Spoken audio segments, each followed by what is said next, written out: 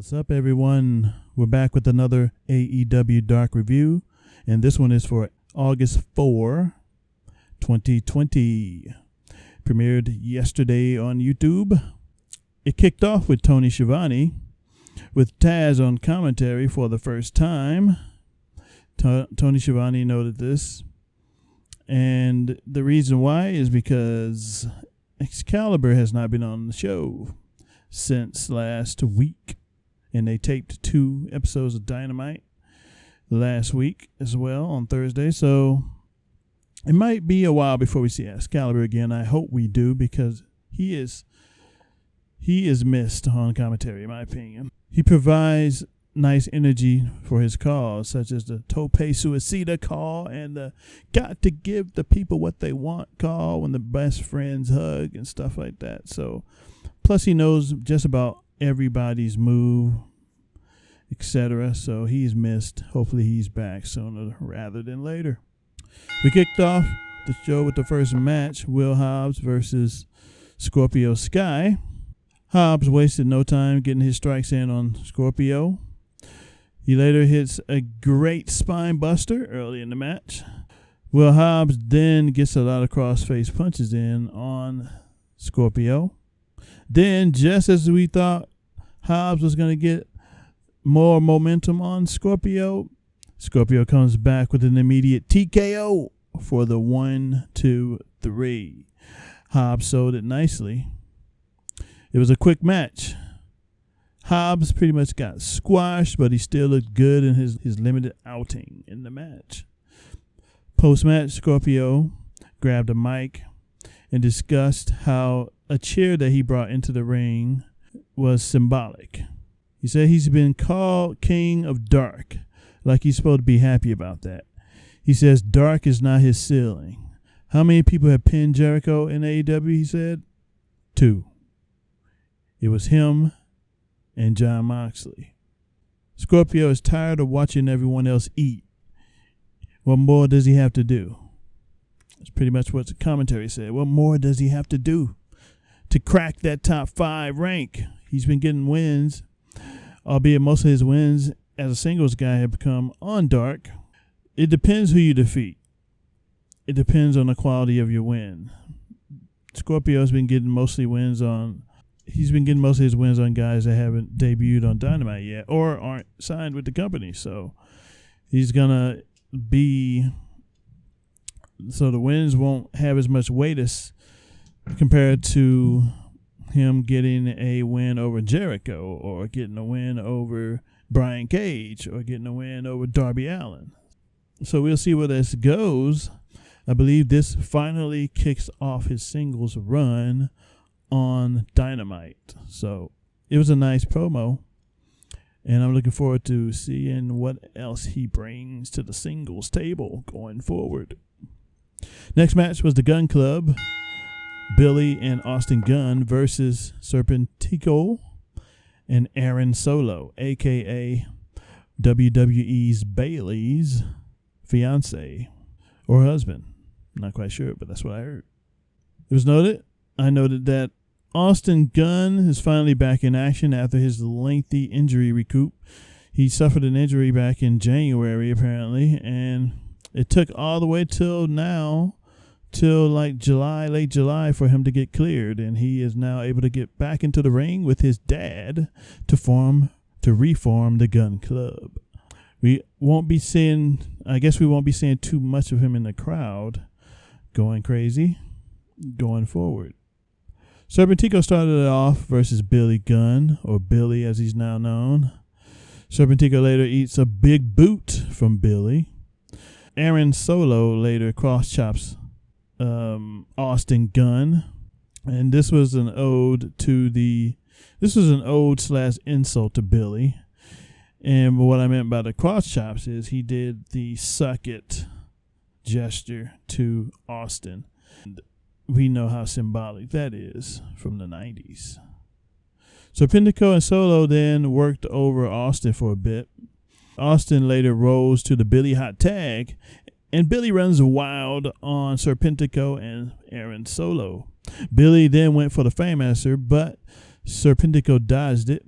Austin later hit his version on Solo. He hit his version of the Fameasser on Solo. Then Austin later gets the 1-2-3 pin off of a hip toss DDT combo on Serpentico. Solid match. Next up, we have the Initiative, which comprises Brandon Cutler and Peter Avalon, with Leva Bates versus Joey Janela and Sonny Kiss. Janela and Kiss kicked it off with a slight headlock, and then Janela got aggressive later on Cutler. Cutler went for a tope and barely connected on the outside. Avalon hits a step-up Hurricane Rana after he tags in later in the match. Kiss then went for a double handspring maneuver while holding both the hands of Peter Avalon and Brandon Cutler. He hit the move on both. Janela and Kiss later win via pinfall on Peter Avalon. I missed the move that they pinned Avalon on, but moral of the story, the Initiative lost yet again. Janela and Kiss just keeps on rolling.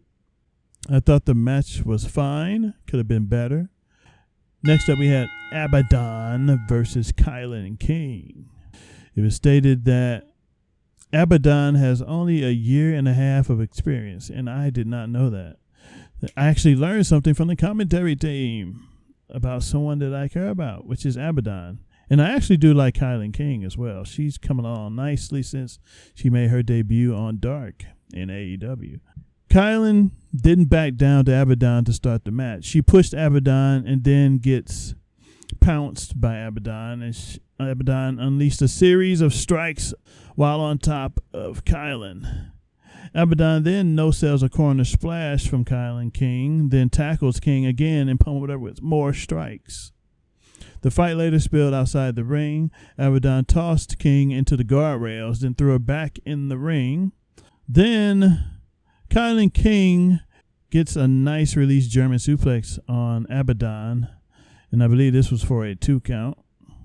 Later, though, Abaddon hits the move that she beat Anna Jay with for the 1-2-3 pin on Kylan King. Solid match. Featured a lot of character work from Abaddon, and she continues to roll on AEW Dark, and her fandom just keeps growing. I believe this was a good showing for Kylan King as well. She's been solid, and she's getting a lot more valuable experience on her belt while working under AEW's umbrella. Next matchup was filled with returns, and we had the return of Jack Evans of TH2, accompanied by Angelico, who was returning as well, versus QT Marshall, who was returning from his stint with the virus a few weeks back. It's been a while since we've seen both in action. Evans has been outside the country since the pandemic started. Evans, I believe, was in Mexico, and Angelico was in Spain. They've just now been able to come back, apparently. Evans showed off his athletic ability and dodged a move, then immediately hit a handstand. But while he was in his handstand, QT quickly kicks him in the stomach. This knocks Evans off of his hands, down to the apron, the ring. Evans then went for a top rope springboard, but QT caught him and turned that into one of his signature suplex moves. The match later spilled outside, and Evans launched himself over the ropes onto QT Marshall. And Angelico then attempted to distract the referee. And I believe I missed this, but I think I think Jack Evans bit QT while the ref was turned. So, and then I heard Allie comment, disgusting, disgusting from the outside. So she saw it, but the ref didn't. Evans later gets QT into a nice acrobatic submission hold that only he can do. I don't think anyone else has the flexibility to do what he did to get the submission on to QT. But QT fought out of it. QT later hit a tilt-a-whirl slam on Evans. Evans then fought back and got hit with a fist from a flapjack. move via QT. Evans later heads up to the top rope for 450, but he missed it. Alley later got into the ring, and QT then gets hammered by Angelico. Evans wins via pinfall, 1, 2, 3. And this was a shock to me because I seriously thought QT was going to win the match, but nope. Jack Evans wins his solo match. I believe this is his first solo win. So Jack Evans gets a win on his return back to the company, which is nice. That was a nice surprise. After the match, TH2 stomped QT for a bit until Dustin came out to make the save. And I believe this is going to start up a slight mini feud between these two. So we might have the team of Dustin and QT taking on TH2 on Dark in the future. Because I don't think this is going to be on Dynamite. Because Dynamite has a lot of stories going on. And they need to be finished up before anything else happens on TV. That's the rationale I think they're going with. But that should be good. Thought it was a solid match. I liked it. Next up, we have FTR versus Griff Garrison and Brian Pillman Jr. FTR entered the ring, but Tully was seen in the background as they were heading through the tunnels to make their way out to the ramp. But he turned around and went back into the tunnels. So it appears that FTR may be in cahoots with Tully. This is all starting to play itself out now. There's been, in just about every FTR match, Tully was out there in the crowd just watching. And for the first time on camera, at least, he was seen walking or escorting FTR outside to the ramp for their match. So it's obvious that those two, Tully and FTR, are working together with something. So I'm saying the Four Horsemen, it's going to come to fruition soon enough. We shall see. FTR got a tag rope in their corner per their contract negotiations, which was aired on Dynamite last week.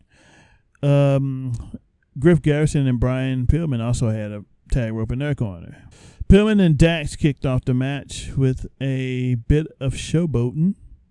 FTR later double-teamed Brian Pillman as Cash tagged himself in while being distracted. Pillman later gets to the top rope and cross-bodies FTR as he gets a bit more life in him after they were beating him down for a bit. Griff later tags in and gets a double team as Cash tagged back in.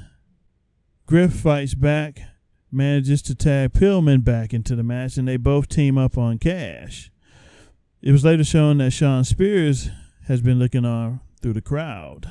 Shawn Spears got a cameo. So Spears may have something to do with this Four Horsemen group, as many of us had projected to be the case for weeks now.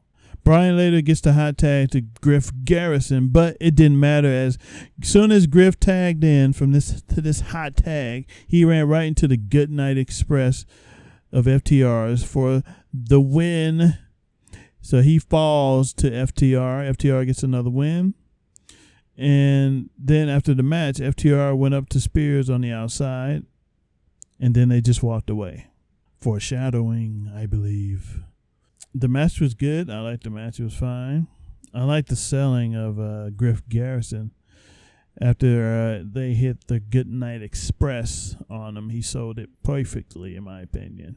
Griff, not one to be missed. Oh, and by the way, who the fuck is Griff Garrison? Next match, we had, actually this was the main event. We have the Butcher and Blade versus Private Party. I didn't take too much notes on this one because a lot was going on, but I'll give you what I got. Mark Quinn and Blade kicked off the match, but Blade immediately tagged in the Butcher. Quinn then tagged in Cassidy, whom gets dominated by the Butcher. Private Party later goes for the silly string, but it got botched. Butcher then muscles Cassidy up and slams him down with a gutbuster to save that spot after the silly string botch. The Butcher and the Blade later settled in and grounds Private Party for a while. They got their heel heat on Mark Quinn. Private Party then get some life in him and got to work on Butcher, and they had to stay on him for it to work. Blade was knocked out on the outside of the ring at this time, but he then got into the ring later and tossed Cassidy off the ropes, and they singled out Quinn, and he gets hit with the full death finisher, double team finisher for the win. The Butcher and the Blade win this match. It was a bit sloppy at points, but it got the job done in the end. Butcher and the Blade still look good. I like that full death into a backstabber finisher double team. It can work. It just depends who's selling the move. And I believe Mark Quinn sold it nicely here. And there was your episode of AEW Dark, August 4, 2020. Episode, I forget the episode number, but it'll be in the title. Solid episode of Dark. It wasn't as long as the previous weeks, but it got the job done. More matches, more practice, more work for the wrestlers. It's all good in these times that we're in right now. I'd like to thank you for watching / listening, and I hope to hear you, and I hope to see you on the next video, which will be the AEW Dynamite review that comes on later tonight. Shall catch you then.